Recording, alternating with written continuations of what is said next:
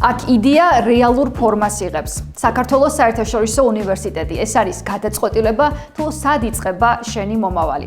ჯიუში სწავლა ნიშნავს თეორიული ცოდნის, პრაქტიკული გამოცდილებისა და იმ უნარჩვევების დაუფლებას, რომელიც შემდეგ კარიერულ ხაზს განსაზღვრავს. ჟურნალისტიკის 3 წლიანი თანამედროვე განახლებული პროგრამა ახალ შესაძლებლობებს აერთიანებს.